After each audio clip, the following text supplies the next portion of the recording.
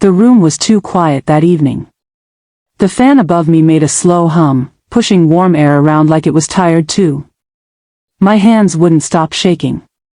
I pressed them against my lap, but they still trembled. I didn't cry that day. I was done with crying. The silence inside me felt heavier than any scream I could let out.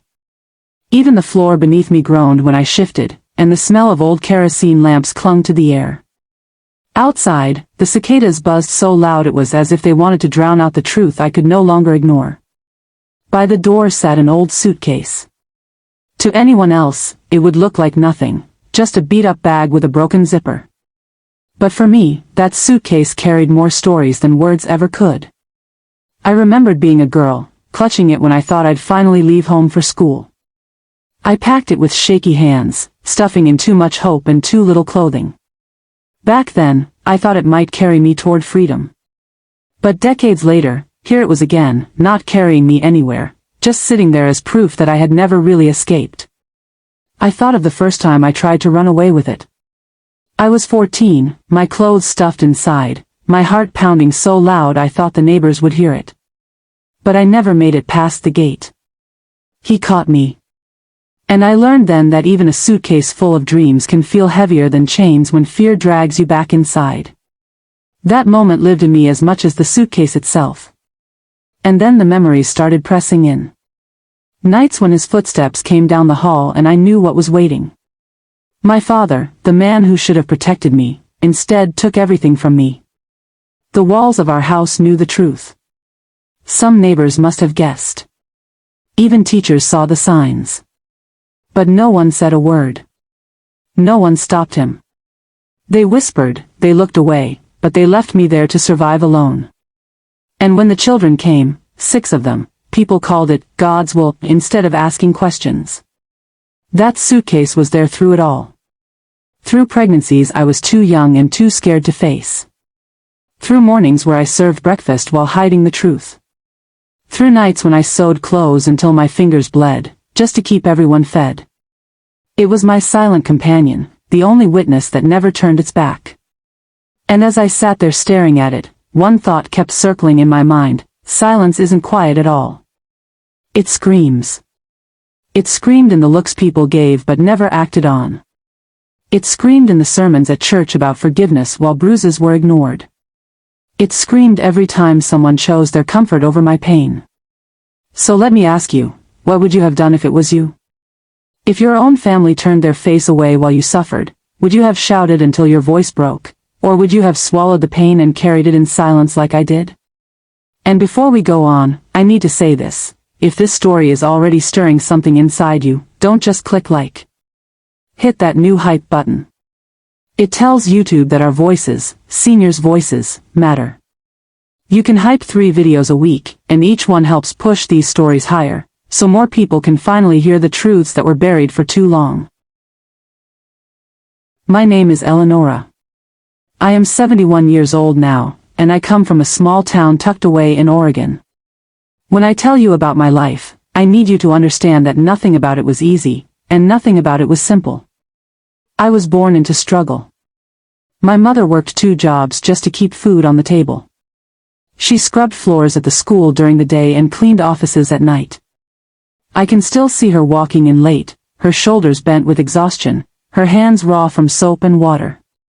She didn't have time to sit and read stories, but she taught me survival. By the age of 9, I was already standing over a wood stove, learning to stir pots that were taller than I was. I burned myself more times than I can count, but in that kitchen I learned what it meant to carry responsibility before I even understood what childhood should have been. I never really had dreams the way other girls did. They talked about dances and pretty dresses. My life was measured in chores and obligations. By the time I reached my teenage years, ration books still shaped how we ate. My first paycheck wasn't a slip transferred into a bank account, it was folded bills handed to me in cash at a counter. I remember smoothing them out, smelling the paper, feeling the weight of having earned something of my own. But instead of spending it on myself, I handed it over to help cover groceries and rent. That was the way life was. You didn't ask if you could keep it. You just gave. When I married, I thought maybe things would change. I wanted to believe marriage meant safety, that it meant finally being able to lean on someone. But I never leaned, I only carried more. Children came quickly, and with them came endless nights of sewing jobs. I mended clothes for neighbors, stitched curtains for strangers, anything to stretch the few dollars we had. I sat up late at the rotary phone, waiting for news when work kept him out. Each ring tightened my chest because in those days, a phone call at night could mean anything, bad news, another bill, or just silence on the other end. Still, I pressed forward. I kept every handwritten letter tucked away in drawers, notes from cousins, old friends, reminders of times when connection was more than a screen. Those scraps of paper became my treasures, pieces of a life that often felt invisible. While others kept photo albums of vacations and celebrations, I kept letters, proof that I had mattered to someone beyond the walls of duty and silence. And then there were the sacrifices, the countless ones that no one clapped for, no one even noticed. I put aside every dream I ever had. I didn't finish school when I wanted to. I didn't travel the way I once imagined. I said no to opportunities that might have lifted me out of the cycle, because there were always mouths to feed, bills to pay, and someone else's comfort to protect. I became the backbone of the family, the one who never bent far enough to break. But here is the truth that most will never say out loud: being the backbone often means you become invisible. You hold everyone up, but nobody looks back to see you standing there. Now, at 71, when I look back, I see a lifetime of work stitched into the fabric of my existence. I see a girl who grew into a woman who never had the luxury of choosing for herself. And yet, I also see someone who endured, someone who carried, someone who kept going even when recognition never came. My life is proof that strength isn't always loud. Sometimes strength is simply showing up, again and again, when no one even notices you're the one holding it all together. I grew up in a place that, on the surface, looked calm and ordinary. The streets were lined with elm trees that grew tall enough to cast shadows across the cracked sidewalks. In summer, their branches formed a canopy so wide it felt like walking under a cathedral of green. On Sundays, the church bells rang across the whole town, their echoes bouncing off the small houses and lingering in the air long after the last note faded. To a stranger, it would have looked like the perfect neighborhood, quiet, polite, safe. But behind those closed doors, silence was a language we all understood, even if nobody ever admitted it out loud. Life back then was shaped by a certain kind of atmosphere, a generational code. We didn't call it that at the time, but now I see it clearly. Silence was expected, secrets were normal, and keeping appearances was survival. If a father raised his voice too often, or if a mother wore bruises that powder couldn't quite hide, the neighbors didn't interfere. They waved from their porches, offered pie at Christmas, and whispered among themselves afterward. Respectability meant you didn't dig too deep into anyone else's life. It wasn't kindness, it was fear disguised as manners. The cultural markers of those years are etched in me like carvings on wood. I remember sitting in the kitchen, the radio always on, Johnny Cash's deep voice filling the air between chores. Sometimes it was Hank Williams, sometimes Patsy Cline, their songs of heartbreak and longing echoing truths that people around me refused to say out loud. Music was the only place where pain was permitted. Outside, neighbors sat on their porches in the evenings, rocking chairs creaking in rhythm with quiet conversations. They waved, they smiled, but they never asked real questions. And when gossip did circle, it wasn't to bring change. It was only to remind everyone else to keep their own secrets tucked tightly away. The rules of that world were never written, but they were followed by everyone. You didn't question fathers. You didn't confront mothers who looked the other way. You didn't challenge the pastor who preached forgiveness while ignoring the wounds sitting in the front pew. Respect was demanded, not earned, and survival meant obeying the code. Even as a child, I understood it. Speaking the truth wasn't just discouraged, it was dangerous. Silence was the safest currency you could hold. Back then, homes weren't just built on bricks or wood. They were built on unspoken rules, on reputations, on the fear of shame. Every wall carried the weight of what could not be said. Every meal eaten at the table was layered with words swallowed before they could be spoken. Families presented themselves as strong, upright, moral, but under those roofs, stories like mine lived and breathed in the shadows. Looking back, I realize how deeply that atmosphere shaped me. It wasn't just my home, it was the entire world around me. Teachers noticed things but stayed quiet to keep their jobs. Neighbors pretended not to see because it was easier. Friends avoided hard questions because they didn't want to carry the burden of the answers. And so silence became the thread woven through every part of my life. It was the wallpaper, the air, the rulebook. It wasn't peace. It was survival dressed up as respect. That's the setting of my story. A town that looked neat and respectable on the outside, but where truth was smothered to keep the surface smooth. A place where survival meant burying your voice so deep that even you sometimes forgot it was there. The nights of my youth were not the kind you read about in sweet stories. They were heavy, suffocating nights where every creak of the hallway floorboards made my body stiffen. I knew the rhythm of his footsteps the way some children know the sound of a lullaby. I remember pressing my face into the pillow, trying to will myself into invisibility. My breath was shallow, my heart thumping so loudly I thought it might betray me. I wanted to scream, to run, but silence was safer. Silence was the only thing that kept the walls from collapsing on me. And in the morning, I would rise, button my dress, and eat breakfast as if nothing had happened. The world demanded I erase the night before and carry on as if I had not been broken in the dark. When the children came, they did not arrive from love. They came from survival, from circumstances I could not choose. Yet even in that, I gave them all the tenderness I had left. I rocked them in my arms through fevers, sang lullabies through a throat knotted with grief. I stitched tiny clothes on the same sewing machine that once patched my own hand-me-downs. I remember holding my firstborn, looking into eyes that mirrored mine, and feeling both joy and sorrow crash together. Joy, because life had sprung from me. Sorrow, because I knew what shadow hung over their existence. Each child was a reminder of my silence, yet also a reason I kept moving forward. I became mother, nurse, teacher, and shield. I poured love into them even while carrying the weight of knowing how that love had been forced into being. The people around me were not blind, they simply chose not to see. Teachers noticed when I dragged myself into class with hollow eyes, but they said nothing. A neighbor once asked why I never went to dances, why I always looked tired. I smiled and shrugged, and she turned away, satisfied with my lie.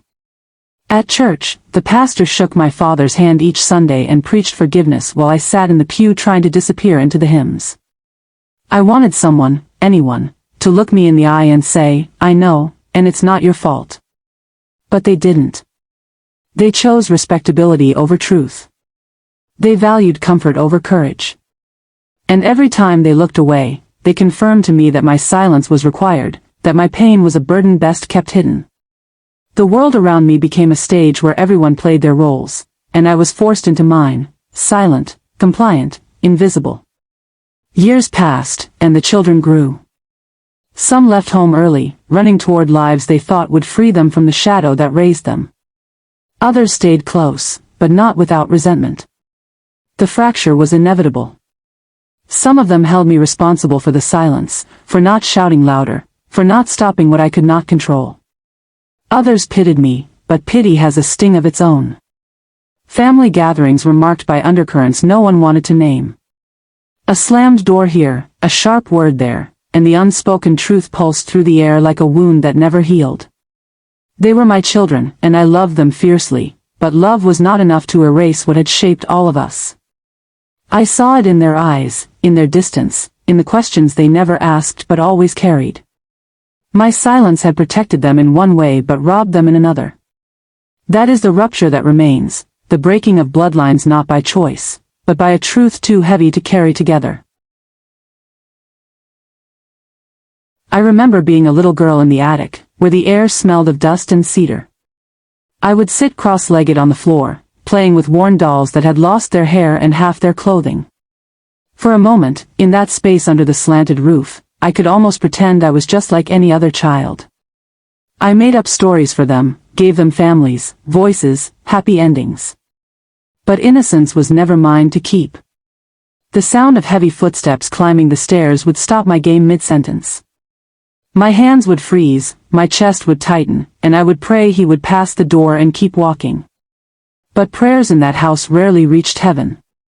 Most of them were trapped inside my throat. Years later, when life demanded money we didn't have, I learned to sacrifice in silence. I sat at my sewing machine until my back ached, mending shirts and stitching dresses for pennies that barely covered the light bill. There were weeks when food stamps stretched like thin paper, and I learned how to water down soup, how to divide a loaf of bread into more pieces than it was meant to hold. 6 children sat at that table, waiting for meals I sometimes wasn't sure I could provide.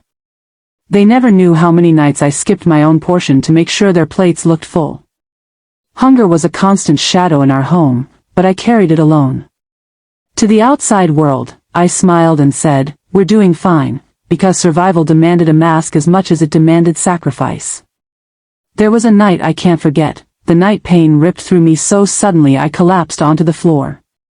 My body screamed for help, and the children panicked, not knowing what to do. But before I could call out, I was told firmly, "Keep quiet." Even in the middle of a medical emergency, silence was the law of the house. My pain became an inconvenience, another secret to swallow. I dragged myself through it, patching my body the way I patch torn clothing, refusing to let the children see me break. And in the morning, I carried on as if nothing had happened, because that was the rhythm of my life: endure, hide, repeat. Now, looking back as a woman in her 70s, I hear echoes of those years everywhere. My children, grown and scattered, sometimes call me a burden. They see the frailty of my body, the slowness of my steps, and they forget the strength it took to get us this far. But the truth is clear to me: I was not the burden. I was the foundation. I was the silence that kept the house from crumbling when no one else stepped in to hold it up. My sacrifices may have gone unacknowledged, but they built the ground beneath their feet. And even if history rewrites me as invisible, I know what I carried, and I know what it cost. When I hold these flashbacks side by side with the present, I see how deeply they intertwine. The attic doll games that ended too soon, the sewing nights that stretched into dawn, the emergencies endured in silence, all of them carved the lines in my face, the calluses in my hands, the resilience in my spirit. I am not proud of what was done to me, but I am not ashamed of how I endured it. And if you take anything from my story, let it be this: silence may keep the peace on the surface, but it leaves scars that last a lifetime. Yet even in silence, strength can grow. I was not the burden, I was the scaffolding that held up everyone else. And though they may never say it, the truth remains. Without me, the house would have fallen long ago. It was only years later, long after my hair had turned gray and my hands had stiffened with age, that I learned about the laws that could have saved me. I read about them in a folded newspaper left at the diner where I sometimes had coffee. Words like mandatory reporting and child protection stared back at me, and I sat frozen in that booth with the smell of burnt bacon and weak coffee in the air. All I could think was, where were these laws when I was a girl? Where were they when I needed them most? By the time I understood the protections that should have been there, they were nothing more than ghosts, arriving too late to stop the damage already done. The knowledge stung worse than the memories themselves, because it told me my pain could have been prevented if only the world had chosen to listen sooner. When I tried to share pieces of this truth with my children, the room would always fracture into silence or shouting. Some of them turned their backs entirely, choosing estrangement over the discomfort of facing what shaped their lives. "Don't drag up the past," one said as she closed the door on me. Others stayed, but torn, caught between loyalty to me and the weight of a truth they couldn't carry without resentment. They wanted to love me, but love in our family was never simple. It was always tangled in silence and half-truths. I saw the distance in their eyes, the stiffness in their embraces, and I felt it like a second betrayal. I had given everything to protect them, but in the end, they judged me for not breaking the silence sooner. Eventually, I tried to seek justice the way I should have been able to decades earlier. I filed a late case, gathering what little evidence time had not erased. I walked into that courthouse with shaking legs, the air cold against my skin, the fluorescent lights buzzing overhead. I thought maybe, just maybe, I would finally be seen. But when I stood before the officials, I recognized the same silence that had followed me all my life. Their eyes skimmed the paperwork, their voices clipped and indifferent. To them, I was just another file, another burden to be shuffled from one desk to another. I waited for someone to look me in the eye and say, "This was wrong, and we will make it right." Instead, I heard only the shuffle of papers, the tapping of pens, the coughs of strangers who would forget me by the end of the day. The gavel came down once, sharp and cold, echoing through the chamber like a final dismissal. No justice. No recognition. Just silence, the same silence that had lived in my home, in my church, in my community, now taking its seat in the courtroom. My tears did not fall, though they burned hot behind my eyes. I had learned long ago that crying rarely changed anything. I walked out carrying the weight of unshed tears, a heart heavy but a face set in stone. And so the climax of my life was not a fiery explosion, but a quiet reckoning. The law that should have saved me came too late. The family I sacrificed for fractured anyway. The court that should have acknowledged me treated me like a footnote. The silence I thought I had outlived followed me to the very place I thought might free me. And yet, even in that moment, walking down the courthouse steps, I realized I was still standing. Still breathing. Still telling my story. They could bury me under silence, but I was not done speaking. I sit at my small kitchen table most mornings, a chipped porcelain cup in my hands. The pattern on it is faded, little blue flowers that have nearly disappeared after years of washing. My fingers tremble as I lift it, not from fear this time, but from the age in my bones. The tea warms me as it travels down, and I think of how something cracked can still hold what it was made for. That cup is a reflection of me, scarred, imperfect, but steady enough to carry what it needs to. Every sip is a quiet reminder that I survived what was meant to break me. Sometimes my grandson comes to visit, his crayons spilling across the table like a burst of color in a life that once knew only shadows. He asks me questions in his small, curious voice, questions too big for him to understand the answers to. "Grandma, why do you look sad when you smile? Why don't you talk about your daddy like I talk about mine?" I give him pieces of truth wrapped in gentleness, enough to guide him but not to burden him. We draw together, him sketching rockets and suns, me shading in trees and birds. And in those moments, I realize that not everything from my silence was lost. There is still joy to be found in laughter that spills without fear, in innocence that has not been stolen. With him, I practice a kind of healing I never knew was possible, giving him what I wished someone had given me, safety, patience, and unconditional love. There was a day when I stood at the edge of the property where I grew up, watching as strangers walked through it like vultures circling. The auctioneer's voice carried across the yard, words clipped and sharp as numbers flew into the air. My childhood home, those walls that knew my secrets, those rooms that trapped my cries, was sold to someone who only saw potential profit in the land. I stood back, unnoticed, my heart caught between grief and release. That house had held me captive, yet it had also shaped me. Watching it slip into someone else's hands felt like the closing of a chapter one had carried too long. I whispered goodbye to it under my breath, not with bitterness, but with a strange sense of relief. The house no longer owned my story, I did. And now, when I reflect, I no longer see myself as broken. Broken implies something lost forever, something ruined. That's not who I am. I was reshaped, changed by pressure and time the way glass becomes sea glass, rough edges worn down, surface scarred, but beautiful in a way only survival can create. I am no longer defined by silence, even though it walked beside me for decades. I am defined by the fact that I endured, that I raised children against impossible odds, that I am still here telling my truth. If you take anything from me, let it be this: even when life grinds you down, you are not broken. You are being reshaped into something new, something with a strength you might not yet see. Pain may leave its scars, but scars are proof of healing, proof that you lived through what was meant to destroy you.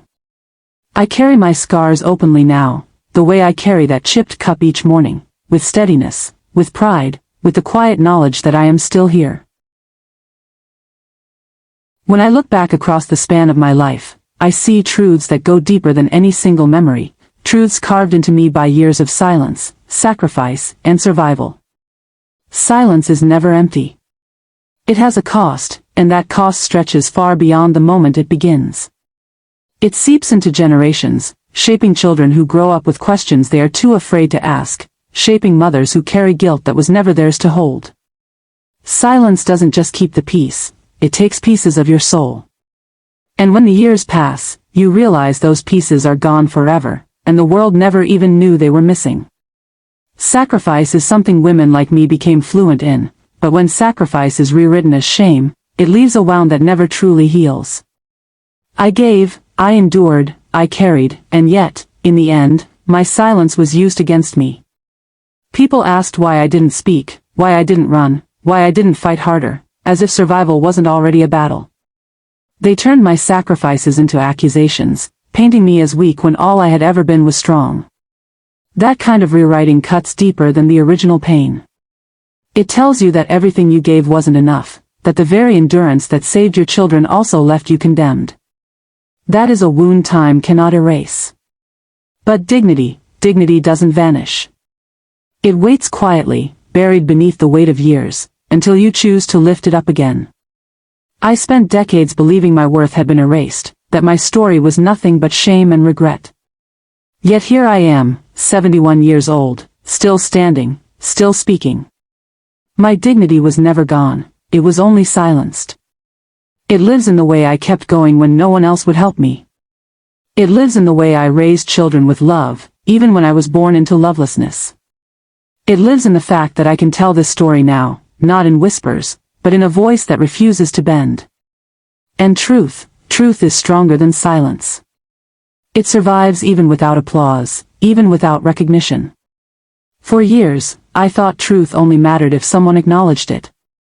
But I've learned that truth exists whether or not anyone claps, whether or not anyone says, "I believe you."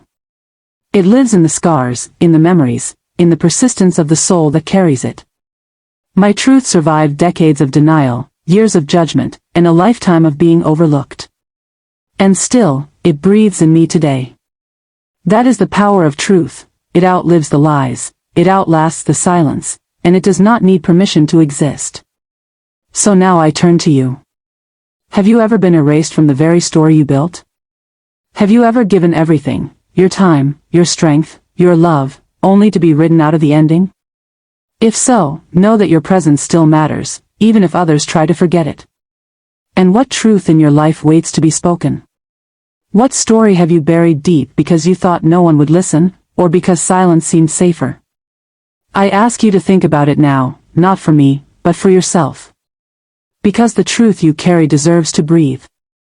It deserves to be named. And when you finally speak it, you will see that dignity and strength were never lost, they were only waiting for you to reclaim them. This is Life After 60 Stories. If this story stirred something in you, don't just scroll past, don't just like it. Hype it, because every single hype tells YouTube that our voices, seniors' voices, matter. It tells the world that stories shaped by silence and resilience deserve to be seen. Share this with a friend who knows the weight of unspoken truths, someone who needs to hear that dignity doesn't fade with age. And subscribe, because after 60, our stories don't end, they finally get told.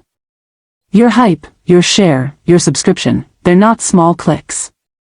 They're signals that our lives, our struggles, and our victories are worth remembering. Together, we can make sure these stories rise to the top where they belong.